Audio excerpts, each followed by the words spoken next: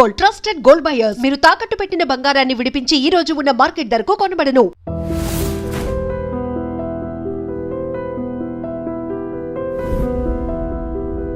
చదివినా కూడా నమ్మరా? అంటే అది కూడా మీ నమ్మకాన్ని పెంచలేకపోయింది జ్యోతిశాస్త్రం కూడా. అసలు నమ్మడం కోసం చదవలేదు,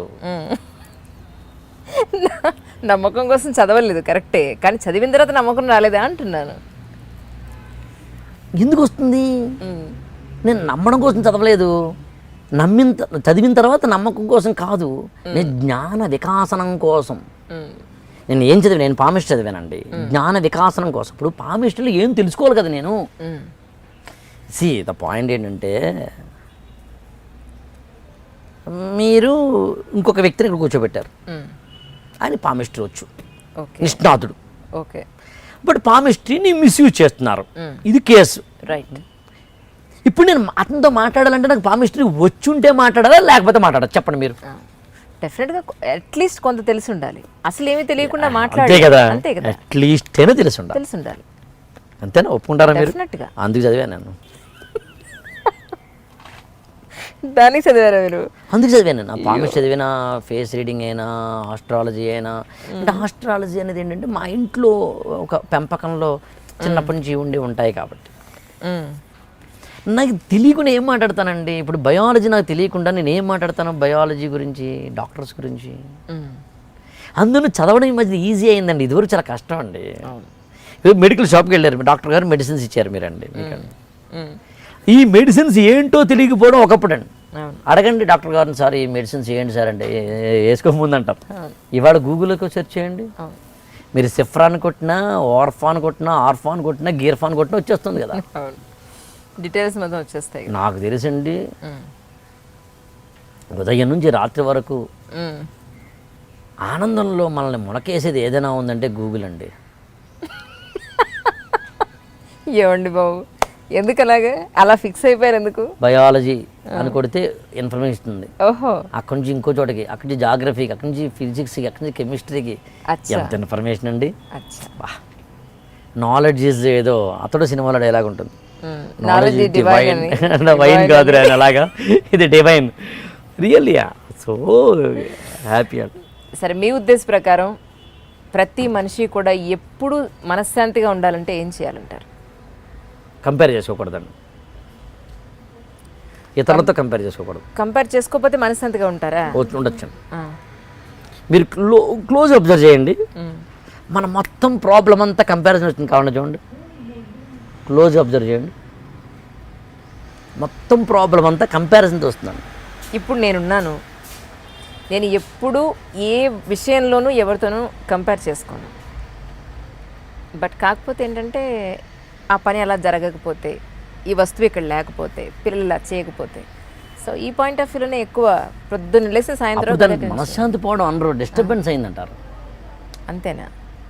సో చాలా తేడా ఉంది డిస్టర్బెన్స్కి మనశ్శాంతికి. పదాలు చాలా తేడా ఉన్నాయండి. మనసు వేరు, చిత్తం వేరు, ఇందని చెప్పాను చూడండి, హృదయం వేరులాగా. అంటే ఇన్నేళ్లలో మిమ్మల్ని బాగా ఇన్ఫ్లుయెన్స్ చేసిన పుస్తకాలు కానీ, వ్యక్తులు కానీ ఎవరైనా ఉన్నారండి?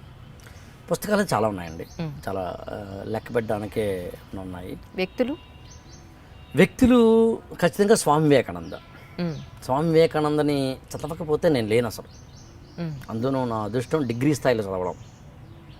అదృష్టం అంటే నా ఉద్దేశం జనరల్గా వాడిన పాప డిగ్రీ స్థాయిలో చదవడం నేను. అసలు నాకు స్వామి వివేకానందని ఎందుకు చదవాలో చెప్తాను మీకు. ఆయన దేవుడు లేడు అన్నాడంటే మీరు నమ్ముతారా? అంత రేషనల్. నువ్వు నమ్ముకున్నప్పుడు దేవుడితో పని లేదన్నాడు ఆయన. ఫుట్బాల్ ఆట ఆడితే భగవద్గీత చదవట్లేదు అన్నాడు ఆయన. జ్ఞాన మార్గాన్ని, కర్మయోగాన్ని కలిపిన వ్యక్తి ఆయన. ఇండియన్ ఫిలాసఫీని, వెస్టర్న్ ఫిలాసఫీని కలిపిన వ్యక్తి ఆయన. అందుని స్వామి వివేకానందని చదివితే ఏమవుతుందంటే మీకు సమ్యక్ దర్శనం వస్తుంది. మీరు వెస్టర్న్ ఫిలాసఫీని అర్థం చేసుకోగలుగుతారు, ఇండియన్ ఫిలాసఫీని అర్థం చేసుకోగలుగుతారు. అంటే ఇంటర్మీడియట్ 10th ఏజ్లో చదివితే అర్థమై ఉండేదంటారా? మీరు డిగ్రీ అప్పుడు చదివారు కాబట్టి అర్థం చేసుకునే మెచ్యూరిటీ లెవెల్స్ ఉండవు. అర్థం చేసుకోవడం అనే మెచ్యూరిటీ నాకు 8th క్లాస్ నుంచి ఉందండి. అది I'm very much proud of that, I'm confident on that. ఖచ్చితంగా. నాకు ఇప్పటికీ 9th క్లాస్ చదివిన పుస్తకాలు 10th క్లాస్ చదివిన పుస్తకాలు కూడా ఇవాళకి గుర్తున్నాయి నాకు. నాకు మెమరీ పవర్ ఎక్కువ. ఇక్కడ కూడా ఒక విషయం చెప్పాలి. యాక్చువల్గా నాకు మెమరీ మొదట్లో లేదు, నేను సాధనతో సాధించుకున్నాను. నాకు డిగ్రీ వరకు లేదా ఐఏఎస్ అవుతున్నప్పుడు కూడా మెమరీ లేదు. నేను నా మెమరీని నేను సాధనతో సాధించుకున్నాను. నేను కానీ సాధ్యమా? సాధ్యమని నేను స్టవ్ మీద అవి పెట్టి మర్చిపోతుంటాయి. యువత రూమ్లోకి వస్తే అక్కడ ఏముందో మర్చిపోతా. మాడిపోయిన తర్వాత దాన్ని అశ్రద్ధ అంటారు, మతిమరుపు అంటారు. అశ్రద్ధ నా మొహమా? అలా ఏం కాదు అసలు. అది ఒప్పుకోని అసలు ఒప్పుకోకపోయినా తప్పని ఒక పదం అది.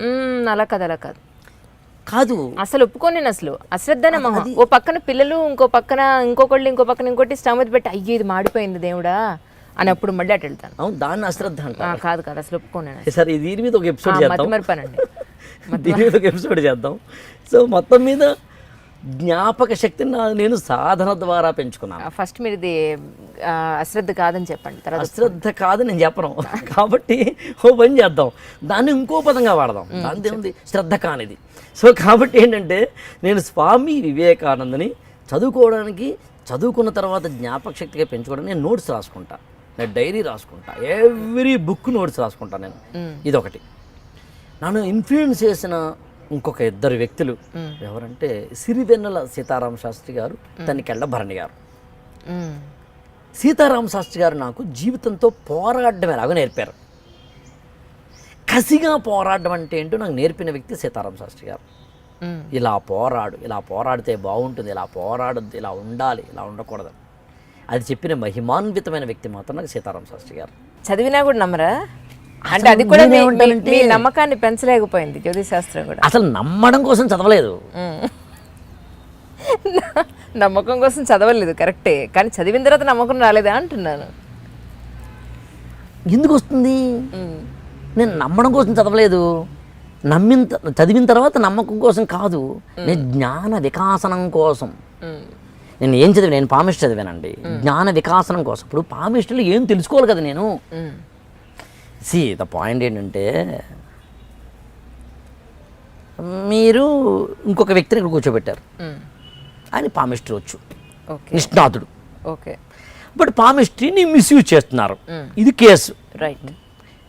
ఇప్పుడు నేను అతనితో మాట్లాడాలంటే నాకు పామిస్ట్రీ వచ్చుంటే మాట్లాడాలా లేకపోతే మాట్లాడాలి? చెప్పండి మీరు. డెఫినెట్గా అట్లీస్ట్ కొంత తెలిసి ఉండాలి. అసలు ఏమీ తెలియకుండా మాట్లాడాలి, అంతే కదా. అట్లీస్ట్ తెలిసి ఉండాలి. అంతేనా? ఒప్పుకుంటారా మీరు? అందుకు చదివాను నేను. దానికి చదివారా మీరు? అందుకు చదివాను నేను. పామిస్ట్ చదివిన, ఫేస్ రీడింగ్ అయినా, ఆస్ట్రాలజీ అయినా.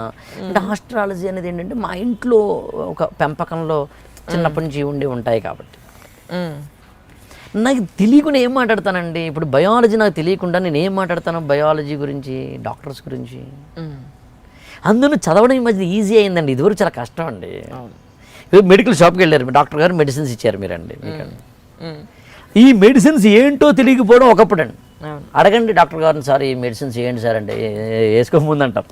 ఇవాళ గూగుల్లోకి సెర్చ్ చేయండి, మీరు సిఫ్రాన్ కొట్టినా, ఆర్ఫాన్ కొట్టినా గీర్ఫాన్ కొట్టినా వచ్చేస్తుంది కదా, డీటెయిల్స్ మొత్తం వచ్చేస్తాయి. నాకు తెలుసండి, ఉదయం నుంచి రాత్రి వరకు ఆనందంలో మనల్ని మునకేసేది ఏదైనా ఉందంటే గూగుల్ అండి. ఏమండి బాబు, ఎందుకు అలాగే అలా ఫిక్స్ అయిపోయారు? ఎందుకు? బయాలజీ అని కొడితే ఇన్ఫర్మేషన్ ఇస్తుంది. ఓహో, అక్కడి నుంచి ఇంకో చోటకి, అక్కడి నుంచి జాగ్రఫీకి, అక్కడి నుంచి ఫిజిక్స్కి, అక్కడి నుంచి కెమిస్ట్రీకి, ఎంత ఇన్ఫర్మేషన్ అండి. నాలెడ్జ్ ఈజ్ ఏదో అతడు సినిమాలో డైలాగ్ ఉంటుంది, నాలెడ్జ్ డివైన్, వైన్ కాదు అని. అలాగా ఇది డివైన్, రియల్లీ. సో హ్యాపీ అండి. సరే, మీ ఉద్దేశ ప్రకారం ప్రతి మనిషి కూడా ఎప్పుడు మనశ్శాంతిగా ఉండాలంటే ఏం చేయాలంటారు? కంపేర్ చేసుకోకూడదండి, ఇతరులతో కంపేర్ చేసుకోకూడదు. కంపేర్ చేసుకోకపోతే మనశ్శాంతిగా ఉంటారా? ఉండొచ్చు. మీరు క్లోజ్ అబ్జర్వ్ చేయండి, మన మొత్తం ప్రాబ్లం అంతా కంపారిజన్ వచ్చింది. కావాలని చూడండి, క్లోజ్ అబ్జర్వ్ చేయండి, మొత్తం ప్రాబ్లం అంతా కంపారిజన్తో వస్తుందండి. ఇప్పుడు నేను ఎప్పుడు ఏ విషయంలోనూ ఎవరితోనూ కంపేర్ చేసుకోను. బట్ కాకపోతే ఏంటంటే, ఆ పని అలా జరగకపోతే, ఈ వస్తువు ఇక్కడ లేకపోతే, పిల్లలు ఇలా చేయకపోతే, సో ఈ పాయింట్ ఆఫ్ వ్యూలోనే ఎక్కువ పొద్దున్న లేసి సాయంత్రం మనశ్శాంతి పోవడం అనరు, డిస్టర్బెన్స్ అయిందంటారు. అంతేనా? సో చాలా తేడా ఉంది డిస్టర్బెన్స్కి మనశ్శాంతికి. పదాలు చాలా తేడా ఉన్నాయండి. మనసు వేరు, చిత్తం వేరు, ఇందని చెప్పాను చూడండి, హృదయం వేరులాగా. అంటే ఇన్నేళ్లలో మిమ్మల్ని బాగా ఇన్ఫ్లుయెన్స్ చేసిన పుస్తకాలు కానీ వ్యక్తులు కానీ ఎవరైనా ఉన్నారండి? పుస్తకాలు చాలా ఉన్నాయండి, చాలా లెక్క పెట్టడానికే ఉన్నాయి. వ్యక్తులు ఖచ్చితంగా స్వామి వివేకానంద. స్వామి వివేకానందని చదవకపోతే నేను లేను అసలు. అందులో నా అదృష్టం డిగ్రీ స్థాయిలో చదవడం. అదృష్టం అంటే నా ఉద్దేశం జనరల్గా వాడిన పదం. డిగ్రీ స్థాయిలో చదవడం నేను.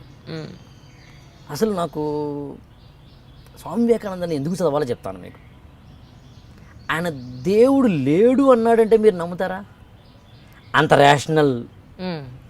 నిన్ను నువ్వు నమ్ముకున్నప్పుడు దేవుడితో పని లేదన్నాడు ఆయన.